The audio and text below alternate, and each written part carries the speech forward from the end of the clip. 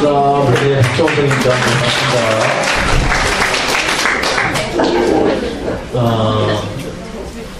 물리 어렵죠, 그죠? 어렵다는 생각들이 되게 많으세요. 그래서 오늘 앞부분에서는 물리에 대해서 같이 좀 공부를 좀 하고, 어머니들하고 같이 공부를 좀 하고, 자녀들이 이번 고3 올라가는 입장에서 선택 과목을 어떻게 설정을 해야 될까? 물리를 내가 해도 될까? 이런 고민들이 많으실 것 같아요. 그래서 그거에 대해서 좀 같이 좀 살펴보고, 그 다음에 강좌에 대해서 좀 설명을 드리도록 하겠습니다. 저는 현재 강남대생에서 강의를 하고 있고요. EBS I를 통해서 또 강의를 하고 있습니다. 아인슈타인 복장을 하는 경우도 있고요. 아인슈타인 복장을 안 하는 경우가 더 많습니다. 그래서 아마 이렇게 얼굴을 뵀을 때 누구지? 라고 생각할 수도 있어서 그 아인슈타인 복장 그 선생님이다 라고 봐주시면 될 것 같아요. 물리 선택 과목에 대해서 굉장히 고민들이 많으세요. 그래서 작년에 수능에서 치렀던 2017학년도 수능 표점을 같이 한번 좀 보겠습니다. 물리 1 4과목, 물리 1 화학, 생물원, 지학원 4과목에서 작년 수능 결과입니다. 표점을 좀 보면 물리 1 같은 경우는 표점이 67점이었어요. 화학 1 같은 경우는 66점, 생명과학 같은 경우는 65점, 지학 같은 경우도 65점의 표점을 작년에 나타냈었는데, 표점으로 따졌을 때는 작년 결과는 물리가 가장 높았습니다. 이 중에서도 이제 스카이를 보내시거나 서울대를 보내시려고 하는 부모님들이 많이 계세요. 그죠? 이제 당락을 결정하는 것은 0점 몇 점, 최종적으로는 0점 몇 점 차이로 당락이 결정이 됩니다. 그래서 표점이 결국은 맨 마지막에 지원했을 때 굉장히 중요하다라는 말씀을 드리고 싶고요. 물리 같은 경우는 여러 가지 편견들이 많아요. 그래서 우리가 뭐 좀 어렵다라는 편견도 있을 수 있고요. 그 다음에 아니면 뭐 계산 문제가 많다, 선택자가 적다, 그 다음에 뭐 수포자 뭔지 아시죠? 재물포도 뭔지 아시죠? 쟤 때문에 물리 포기했어, 그죠? 여러 가지 편견들이 있는데, 사실은 지금 여러분들한테 보여드렸던 작년 결과 같은 경우도 표점이 굉장히 높은 편이었어요. 물리원 같은 경우는. 그렇다고 해서 계산 문제가 또 많이 나왔느냐? 계산 문제는 실제로 2문항 나왔습니다.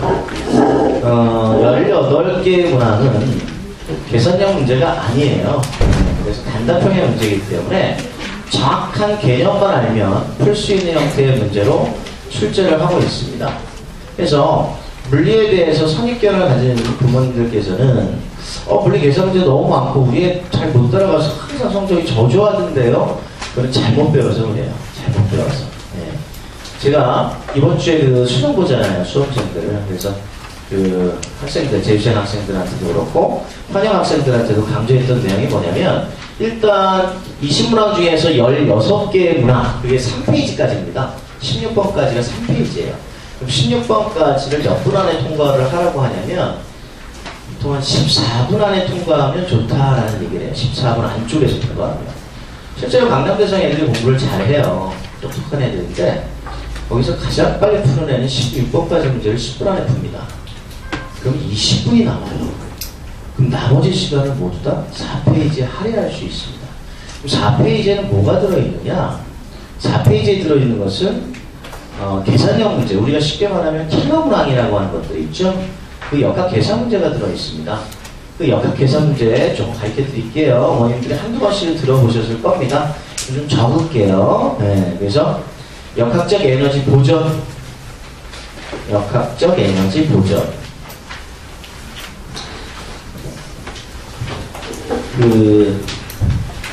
잠깐 빌릴게요, 어머니. 요거 피시면 돼요. 요거 피시면 돼요. 이게 접니다. 요거 피시면 돼요. 여기다가 적으시면 돼요. 여기다가. 우선 있죠? 여기다가 피시면 돼요. 여기다가. 아인슈타인 한참 찾고 계신 분들도 계셔서. 그래서 첫 번째는 역학적 에너지 보전. 그 단원이 지금 어렵게 나오고 있어요. 올해 육구평을 정리를 해보면 육구평에서 공통적으로 지금 썼던 역학적 에너지 보존이라는 단원에 관련된 문항을 난도 높은 킬러 문항으로 6평하고 9평에서 이미 출제를 했습니다. 그래서 연계계조에서도 이미 들어있었던 문제였기 때문에 학생들 입장에서는 이쪽 부분은 굉장히 열심히 해야 될 거예요. 매년 이제 추세 경향이라는 게 있어요. 우리가 서점에서 이제 교재를 사서 자녀분들한테 풀어보라고 하잖아요. 그죠? 근데 그 문제집에는 최근에 나오는 경향성 문제가 반영되지 않습니다. 이미 몇 년 전에 만들었던 가지고서 표지가 일반에서 서점에 나오잖아요. 그죠? 그러다 보니까 올해는 이런 문제들이 굉장히 특화돼서 출제가 되고 있네? 그런 것들이 반영이 안 되다 보니까 학생들이 아무래도 체감하는 정도가 둔해져요. 강남 쪽에 있는 예를 들어서 뭐 대치동이다 라고 하면 대치동에 이제 저도 이제 강의를 하지만 미탐에서 거기 있는 학생들은 발빠르게 선생님들이 최근의 경향성의 문제들을 바로바로 줍니다. 매회 수업할 때마다. 근데 얘네들은 받는 자료들이 최신 자료래요. 경향성이 반영된 자료를 받다 보니까 서점에 깔려있는 그런 책에 반영되지 않은 문제를 풀 때하고 체감하는 정도가 굉장히 달라요. 그런 걸로 가지고 연습을 하고 수능 준비를 하다 보니까 고득점이 나올 수밖에 없습니다. 물론 중계동도 굉장히 공부를 잘하는 걸로 제가 알고 있어요. 과거본에 제가 알고 있는 한성과학고 같은 경우도 중계동에서 아예 한 팀 정도가 한성과학고에 다니는 걸로 제가 알고 있습니다. 한성과학고 그 회장 막말을 알거든요. 어제 얘기 들었어요. 저한테 과외해달라고. 부르는 대로 주겠다고. 근데 저는 과외를 안 해요. 네. 그래서 중계동 얘기를 들었어요. 오늘 오기 전에. 그래서 자기네 팀이 아예 한성과학고 애들이 있으니까 분리를 좀 해주십시오. 저는 그렇게 수업을 안 하고 이렇게 학원에서 이제 관계는 학원에서만 강의를 합니다. 그러다 보니까 학생들 입장에서는 선생님들이 최신 경향성을 반영한 문제를 받기를 원하죠. 근데 그런 노력을 할 수 있는 선생님들은 아무래도 육구평 내지는 연계교재를 연구하는 선생님들이 가능하겠죠. 근데 그런 가능성이 있는 문제를 연구할 수 있으려면 선생님들이 프레시를 받을 수 있는 환경에 있어야 돼요. 뭐 어떤 환경이냐? 예를 들면 강남대성 같은 학원입니다. 왜 우리가 강남대성을 하느냐 얘기를 자꾸 하잖아요. 그죠? 그 이유가 있어요. 강남대성은 선생님들 굉장히 노력들을 많이 하시는 학원입니다. 왜냐하면 공부를 전국에서 잘하는 학생들이 오잖아요. 그죠? 그 애들은 일반적으로 서점에 깔려있는 참고서에 있는 교재에 있는 문제를 주거나 이미 기출문제에 뻔히 알고 있는 문제를 주면 애들이 수업을 들을 때 눈빛이 달라져요. 직접 호기심이 없어집니다. 그러다 보니까 학생들이 수업에 대해서 집중을 못해요. 근데 그런 학생들은 수업을 끌고 나가서 전국 만점자를 만들기 위해서 선생님들이 굉장히 노력을 하세요. 사무실을 저도 가지고 있지만 개인 사무실을 제 직원이 있고 지금도 통합과 교재를 지금도 오늘도 지금 만들고 있어요. 직원들이. 그러니까 경향성에 맞춰서 또는 새롭게 시도되는 출제되는 교육제도에 맞춰서 노력을 하지 않으면 선택자들에 대해서 그만한 부합하는 자료를 줄 수 없다라는 겁니다. 그 부분이 좀 달라요. 그러니까 지금 예를 들어서 수능복에 들어가기 직전에 어떤 문제를 풀어봤냐에 따라서 내 자녀의 성적이 달라질 수 있잖아요. 그죠? 그 자료 싸움으로 가고 있어요. 지금 현재는. 그러니까 아무래도 수업을 선택할 때도 어머님들 입장에서는 과연 저 선생님이 우리 애한테 어떤 자료를 줄 수 있는 것이냐가 굉장히 중요한 관건이 된 겁니다. 시험도 마찬가지고 중위등도 마찬가지예요. 자, 두 번째 하나 쓰도록 하겠습니다. 아까 역학적 에너지 보존이라고 쓰셨죠? 자, 이번에는 돌릴 힘이라고 쓰시면 돼요. 돌릴 힘. 돌릴 힘 단어는 너무나 난도가 높아졌습니다. 제가 어느 정도로 학생들한테 얘기를 하냐면 계산 문제가 만약에 좀 내가 좀 풀기가 좀 버거운 학생이다 라고 하면 저는 18개의 개념형 문제들을 먼저 풀어놓고 나머지 두 문제가 남겠죠? 계산형 문제. 그 중에서 선택을 할 때 돌림힘을 맨 마지막에 풀라고 얘기를 합니다. 돌림힘을. 왜냐하면 올해 6월 평가원에 질량중심 잡는 문제가 나왔어요. 그런데 그 질량중심 잡는 문제는 지금까지 수능과 평가원에서 한 번도 보이지 않았던 패턴이었어요. 새롭게 시도되어서 만들어진 최신 경향의 문제들이 돌림임 쪽에서 학생들을 굉장히 괴롭히고 있다는 겁니다. 그런데 이 돌림임 문제 같은 경우는 식을 본인이 세워야 돼요. 근데 식을 세울 때 힘에 대한 조건과 거리에 대한 조건을 꼼꼼히 봐야 됩니다. 그러니까 어떤 경우의 수가 나오냐면 우리 자녀가 예를 들어서 수학 문제 풀 때도 계산상에서 잔실수가 많이 나온다. 엄마 이거 난 아는 건데 이거 계산해서 틀렸어. 이제 고3까지 왔으면은 그 실수가 아닙니다. 습관이에요, 습관. 그런 습관을 가진 학생들이 그런 문항에서 많이 틀려요. 왜냐하면 숫자로 하나하나를 다 정리를 해서 식을 세워야 되다 보니까 한 보통 길면은 식이 4개, 짧으면 2개, 그럼 식 4개 가지고 연립방정식을 풀어야 돼요. 근데 그 식 자체가 틀려버리면 연립방정식을 푸는 의미가 전혀 없습니다. 그러다 보니까 계산상에서 실수가 많이 나오는 친구들 같은 경우는 돌림임에서 틀릴 가능성이 굉장히 높습니다. 그래서 지금 나오고 있는 패턴 내년에도 영향을 줄 거예요. 돌림임 계산형 문제 킬러 문항 중에서는 가장 난도가 높게 나오고 있다라고 생각을 해주시면 되고요.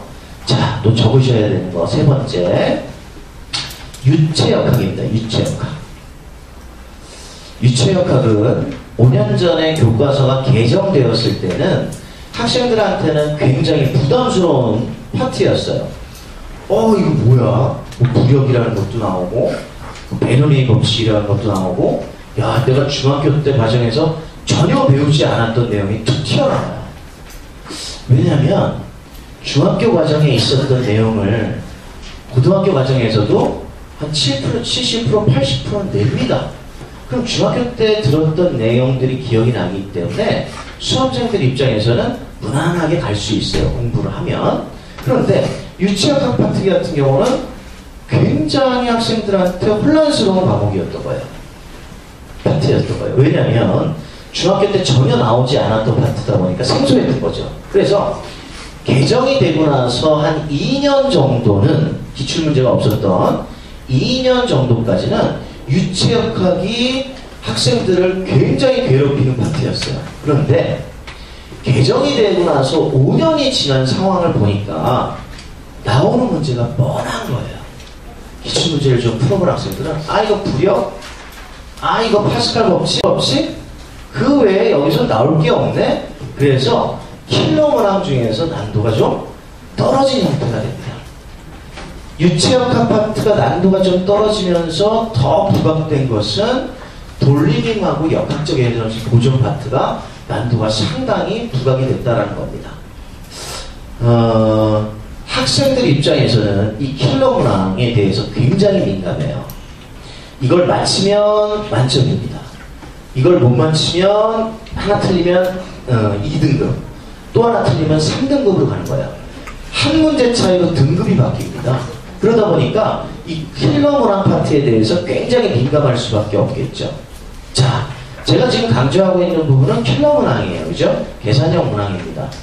그럼 아까 말씀드렸던 대로 물리하면 떠오르는 선입견이 아까 뭐라고 말씀드렸죠? 물리는 굉장히 계산 문제가 많다, 어렵다. 이 신문항 중에서 18개가 개념형 문항이라는 거예요. 자, 개념형 문항이 뭐냐면 어머님들 학교 학창시절에 가정이나 예를 들어서 기술 공업 같은 과목을 한번 떠올리시면 그냥 알면 맞추는 거였고 모르면 틀리는 거잖아요. 1번 바늘 정답, 2번 실 정답. 그래서 학생들 입장에서는 개념을 정확하게 알면 이 18문항을 푸는 데에는 부담이 없습니다. 결국은 나머지 2문항, 역학적 에너지 보존이나 돌림임이나 유체역학에 관련된 파트에서 2문항을 부각시켜서 난도 높게 출제를 하고 있다. 특히 올해는 돌림임이 강세를 보이는 해다. 그리고 역학적 에너지의 보존에 관련된 문제가 강세를 보인다. 유체역학은 난도가 상대적으로 떨어졌다. 그래서 아까 학생들한테도 제가 얘기했다고 했죠. 자, 계산형 문제가 제일 약한 친구들은 돌리기를 제일 마지막에 풀어라. 그리고 나서 두 번째로 풀어야 되는 것은 역학적 에너지 보존을 풀어라라고 아예 정리를 해줬어요. 반면에 이런 학생도 있을 겁니다. 계산형 문제를 너무 잘 풀어요. 수학도 너무 잘해요. 우리 자녀가. 그럼 이런 친구들은 계산 문제에서 틀리지 않습니다. 그런데 얘는 꼭 다 맞을 것 같은데 하나를 틀려옵니다. 실바늘에서 틀려와요. 실바늘에서. 네. 엄마 이거 실인 줄 알았는데 바늘이래요. 개념형 문항들에 대해서 오히려 약간 소홀히 하는 경향성이 있는 친구들이 있어요. 특히 계산형 문제가 강한 친구들은 개념형 문항, 이거 쉬운 거니까 충분히 할 수 있어. 그런데 그 부분에 대해서 개념이 정확해야만 풀 수 있는 문제로 문제가 진화됐어요. 정확한 개념을 갖지 않으면 시간이 오래 걸리지는 않지만 정확한 개념을 갖지 않으면 헷갈릴 수 있는 보기를 집어넣어서 틀릴 수 있게끔 출제를 하고 있습니다. 그래서 18개의 개념형 문항은 정확한 개념을 익히면 점수 다 받을 수 있고요. 두 문제에 해당하는 고난도 역학 킬러 문항 같은 경우는 혼자 열심히 해도 점수가 나오지 않습니다. 그래서 만점을 받으려면 아까 말씀드렸던 대로 자료가 중요한 거예요. 그래서 이번 겨울방학 때 이제 어머님들 자녀들하고 이제 공부를 하게 되면 제가 아까 보여드린 그림들 있죠? 제 그 사무실에 있는 조교가 만들었는데 굉장히 느리게 만들었어요. 그죠? 천천히 나옵니다. 아주 일을 잘해요. 그래서 원래 제가 만든 게 있는데 한번 만들어봐라 했어요. 근데 역시 자, 이걸 넘어갈게요. 그 물리 만점 어렵지 않다라는 말씀을 드렸습니다. 근데 킬러 문항은 어쩔 수 없이 자료를 받아야 돼요. 그래서 받아서 최신식 서점에 깔리지 않은 제가 직접 만든 문제를 학생들한테 1회부터 제공을 할 겁니다. 그럼 수업 방식은 어떻게 되느냐? 일단 개념을 제가 설명을 해요. 그리고 나가는 순서가 있습니다. 역학을 먼저 나갈 거예요. 역학이 제일 중요하기 때문에. 아까 어머님들 이렇게 필기하신 거 있죠? 그래서 그 필기하신 파트를 먼저 나갈 거예요. 순서대로 나가진 않습니다. 역학을 먼저 나가서 학생들한테 킬러 문항에 접해서 문제 풀 수 있는 시간적 여유를 좀 줄 거예요. 그리고 나서 뒤에 개념형 내용들을 진행을 합니다. 그런데 테스트가 좀 많아요. 왜냐면 이 물리는 수학하고 약간 비슷한 경향성이 좀 있습니다. 그런데 수학은 잘 생각해보세요. 수학은 개념을 배우면 바로 비슷한 문항을 풉니다. 그래서 애가 수학 공부를 한다라고 하는 것은 다 수학 문제를 풀고 있는 거예요. 그죠? 개념을 공부한다라고 하는 것은 결국은 수학 문제를 푸는 거예요. 수학은. 그런데 물리는 어떻게 하냐면 물리 개념을 엄마 익혔어. 잘했다. 이해가 되게 하고 가니까 너무 이해가 잘 되게 그 아인슈타인인가 뭔가 하는 선생님이 너무 잘 가르쳐요. 근데 너 아까 테스트 본 거 문자 왔던데 50점 만점에 너 아까 8점 받았다고 문자 왔던데 또 어떻게 된 거니? 근데 이제 애가 얘기를 하죠. 그죠? 엄마 개념은 진짜 쉽게 설명을 하셔서 다 이해가 되는데 문제가 안 풀려요. 이게 물리의 핸드예요. 그래서 제일 중요한 것은 확인을 하면서 가야 돼요. 저는 애들을 절대로 믿지 않습니다. 애들을 믿지 않아요. 왜? 믿었던 애도 정확하게 내가 원하는 대로 해올 것 같은데 안 해옵니다. 이것들이 요령이 생겨가지고 안 해와요. 그래서 저는 믿지 않아요. 제 눈앞에서 수업을 하면서 확인하는 작업을 굉장히 많이 합니다. 그래서 여기 보여드린 대로 이제 테스트가 있어요. 스텝 1 문제, 스텝 2 문제 확인하고 풀리니 안 풀리니 확인해서 안 풀리면 다시 풀어주고 이런 피드백 과정이 굉장히 중요합니다. 개념 문제풀이가 병행이 돼야 돼요. 마치 수학처럼. 특히 역학 파트에서만큼은 그 과정을 하면 수학도 하는데 왜 물리를 못합니까? 수학이 범위가 클까요? 물리가 범위가 클까요? 수학이 이만하면 물리는 요만하죠. 그만큼이에요, 계산이라고 하는 게. 우리 애가 이과생으로 수학도 하는데 이과 물리를 못할까요? 아니죠. 공부 방법만 잘 선택을 하면 돼요. 그래서 수업 방식이 굉장히 중요합니다. 어떤 식으로 수업할지가 굉장히 중요해요. 100명이 앉아있다라고 하면 이 학생들이 어떻게 똑같은 성적이 다 나오겠습니까? 중간에 왼쪽 눈 뜨고 자는 애도 있고, 그죠? 네. 꼬박꼬박 졸다가 혼나는 애도 있고, 어제 게임하다가 온 애도 있고, 뭐 별의별 애들이 다 있는데 걔네들이 어떻게 성적이 다 똑같겠습니까? 테스트를 보면, 그죠? 하지만 피드백 과정을 가면 평균 점수를 올릴 수가 있어요. 이해도를 높게 해주면. 그래서 수업 시간에서의 여러 단계의 테스트가 필요합니다. 또 하나, 매 수업을 하고 나면 이 테스트를 보는데 이게 제일 중요합니다. 이 테스트가 어머님들한테 이제 문자 전송해드리는 이제 테스트 이제 조교할 건데 이제 거기에는 점수가 가죠. 몇 점 만점, 평균은 몇, 평균을 알려줘야 우리의 위치가 나오니까요, 그죠? 평균은 몇 점, 최고점 몇 점, 그런데 우리의 점수는 몇 점. 보고 보고서 어머님들이 기분이 달라지죠, 그죠? 네. 화가 날 때가 있고, 우리 애를 칭찬해 줄 때가 있고, 그죠? 달걀 후라이로 부쳐 말어. 이게 결정이 되잖아요, 그죠? 그래서 그걸 받으시면 기분 나빠하지 마시고, 아, 우리 애가 다시 한번 복습할 수 있는 기회를 얻었구나. 아, 우리 애가 굉장히 잘 따라가고 있구나. 이렇게 생각을 하시면 돼요. 그래서 평균 점수 미달인 학생은 재시험을 볼 거고요. 재시험 재시험 2번, 누적 미응시자는 퇴원입니다. 퇴원. 네. 왜냐면 그런 강력한 조치가 없으면 애들은 공부를 안 합니다. 예. 저는 아까도 말씀드렸다시피 애들을 믿지 않아요, 저는.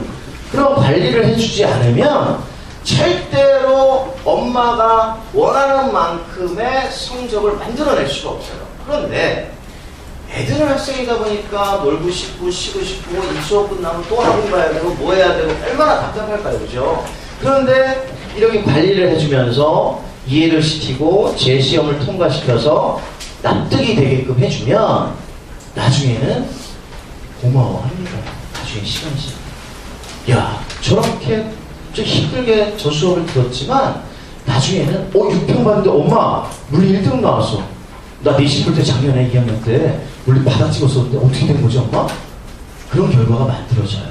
그래서 수업 자체에서 느슨한 수업을 하게 되면 물리는 성과가 나오질 않습니다. 제일 중요한 것은 수업에 대한 테스트와 관리라는 것을 강조해 드립니다. 그래서 어머님하고 저하고 오늘 만난 자리이기 때문에 3위일체 약속을 하는 자리예요. 어머님, 학생, 저희 팀하고 3위일체가 돼서 커뮤니케이션을 하기 시작하면 학생들 관리를 해서 만들어 나갈 수 있다라는 겁니다. 예전에 이런 친구가 있었어요. 12월에 왔어요. 12월 말 고3 올라가는 학생이에요. 대신해서 물리를 잘 못해요, 이 친구가. 그래서 너 어디서 좀 물리 좀 해봤니? 안 해봤대요. 잘 못 따라오더라고.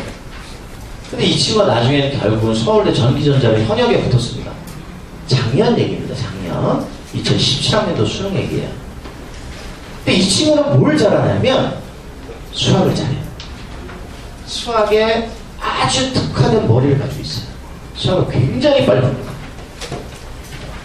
이 학생들 중에서 처음에 스타트할 때는 이 앞에 앉아가지고 남학생이에요.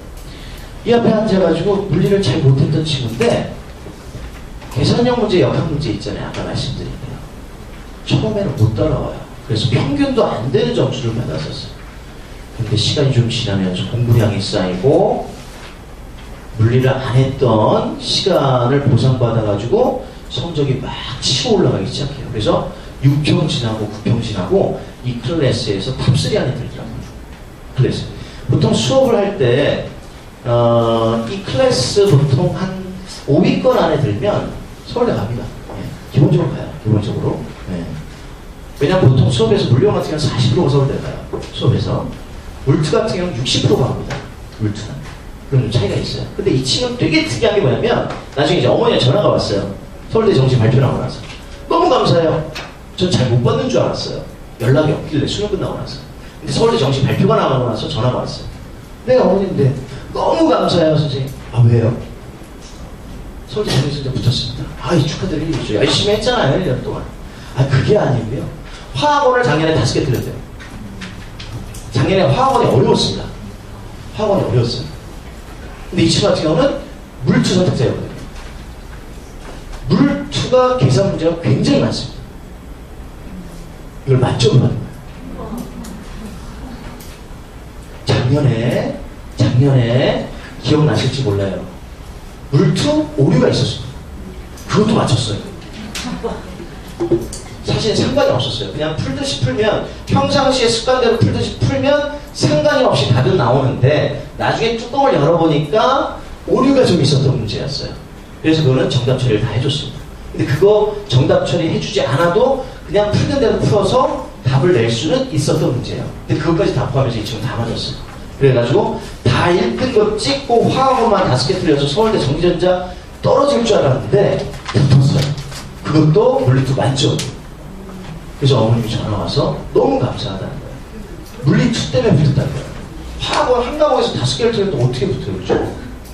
만점이 나오면 굉장히 가능성이 높아지는 겁니다. 1등급과 정확하게 아셔야 되는 게 1등급과 만점은 전혀 다른 얘기예요. 1등급과 만점은 전혀 다른 얘기입니다. 표점을 다 가져가는 거기 때문에 최고치를 가져가기 때문에 전혀 다른 얘기예요. 우리 애 뭐 1등급 받았다, 1등급 받았다. 만점 받은 1등급과 만점 안 받은 1등급은 전혀 다른 얘기입니다. 그래서 그 핸디를 화학에서 5개 틀린 핸디를 다 커버해서 붙었어요. 아까도 말씀드렸지만 최종적으로 대학의 당락은 0점 몇 점에 의해서 당락이 결정됩니다. 자, 사탐 지금 시키시는 입장에서는 우리 애가 2등급 받기를 위해서 시키시는 부모님들 없습니다. 1등급 받기를 원합니다. 근데 1등급 안에서도 만점 1등급과 그냥 1등급은 다르다는 거예요. 그래서 아까도 강조해드렸지만 킬러 문항 2문항 굉장히 중요하고요. 물리2 같은 경우는 제가 여기다가 이제 물리2는 개설을 안 했어요. 근데 혹시라도 자녀분들 중에서 우리 애는 서울대를 진학시키려고 하는데 2과목 중에서 물리2도 좀 고려하고 있습니다 라는 분들은 여기서는 제가 길게는 안 할게요. 근데 하나의 지표만 드릴게요. 우리 애가 수학을 되게 잘해서 물리2를 해도 될까요? 라고 한다면 수학이 되는 친구는 물리2를 시키세요. 수학이 안 되는 애는 물리2를 시키지 마세요. 왜냐면 이 최신 경향성이라는 것은 무시를 못합니다. 자, 올해 얘기를 드리겠습니다. 6평, 9평 물리2 6평 때 물리2 전국에서 만점자 한 명이었어요. 얼마나 어려운지 아시겠죠? 9평 때 6평보다 더 어렵게 나왔습니다. 더 어렵게 나왔어요. 제가 이런 표현을 써드릴게요. 마지막에 있는 물리2의 킬러 문항은 방정식 7개 푼 거예요. 물리2가 뻔한 내용들입니다. 뻔한 내용들이에요. 과거에 개정되기 전부터 지금까지 뻔한 내용들의 내용이다 보니까 변별력을 가릴 수가 없어요. 그래서 지금 최신 경향은 어떻게 하느냐? 그냥 수학 테스트로 가고 있어요. 누가 잘 푸나로 가고 있어요. 일단 식을 잘 세워야 되고 그 식을 잘 세워서 여러 개의 방정식을 누가 빨리 풀 수 있느냐.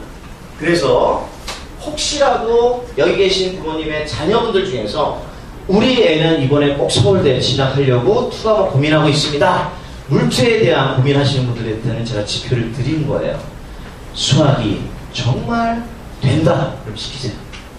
인원수가 4,000명입니다. 상관없어요. 인원수 4,000명 상관없습니다. 명수 중요하지 않아요. 만점 받으려고 하는 거기 때문에. 근데 4,000명이어도 우리 애가 수학적 능력이 뛰어나면 물투에서 만점 받을 수 있어요. 아까 말씀드렸죠? 처음에 이 친구 잘 못했다니까요. 근데 나중에 다 생겼어요. 근데 된 이유가 뭐냐? 이 친구는 수학이 되는 친구예요. 그래서 물어를 했던 애들, 이런 애들을 다 이기고 만점 받아서 서울대 정기전자 갔어요. 그래서 혹시라도 물투 부분에 대해서 고민하는 어머님들은 수학을 가지고 판가름하시라는 말씀을 드립니다. 계산 문제가 굉장히 어렵게 나오고 있어요. 제가 부평 해설 강의, 9월 평가원 물리투 해설 강의를 마이맥 인강에서 해설 강의를 킬러 문항만 4개 찍었어요. 4문항만. 칠판에다가 4문항만 풀이하는데 50분 걸렸어요. 4문제 풀어줍니다. 마이맥 인강에서. 그러니까 어느 정도인지 알겠죠, 그렇죠? 네, 그래서 투 과목에 대해서는 그 정도 말씀드리고, 혹시라도 뭐 개인적인 어떤 질문이 있으신 분들은 일단 복도에서 물리투에 대해서 하시고, 자, 물리원 이제 수업에 대해서 조금 더 말씀을 드릴게요. 자, 시간은 7시에서 10시입니다. 네, 일요일이고요. 7시에서 10시. 제가 대치동에서 5시까지 수업을 해요. 그러면 대치동에서 여기 2시간 동안 일요일날 오후에 올 수 있나요? 저 잘 몰라서 그냥 동반선도로 이렇게 타고 오는데 그 시간이 괜찮을까요? 일요일날 저녁에? 네, 괜찮아요? 네. 그럼 저도 저녁을 먹어야 되니까 와서 여기 김밥이라도 한 줄 먹고 수업을 해야 되잖아요. 저도 그죠? 네. 한 1시간이면 오나요, 보통? 일요일날 한 5시 정도에 출발하면? 1시간 반? 1시간 반? 그럼 차에서 먹어야겠네요? 어머니가 정보를 저도 얻는 거예요. 잘 모르니까. 네. 알겠습니다. 그래서 일요일날 저녁 7시에서 10시 매매 테스트를 진행을 하고요. 31일, 올해 마지막 날이죠. 12월 31일 날 개강을 합니다. 네. 그래서 처음 이제 학생들을 만나는 날은 11월 30일 날 개강을 할 거고요. 물리원 개념과 심화 내용을 같이 진행을 할 겁니다.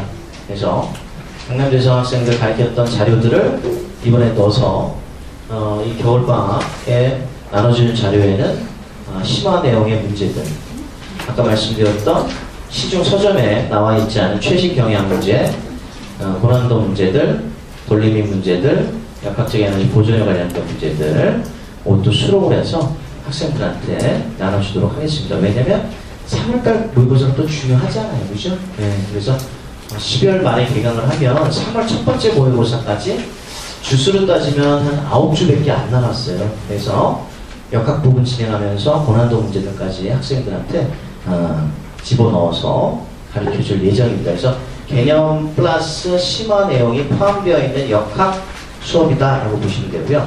범위는 전범위로 진행을 하도록 하겠습니다. 13회입니다.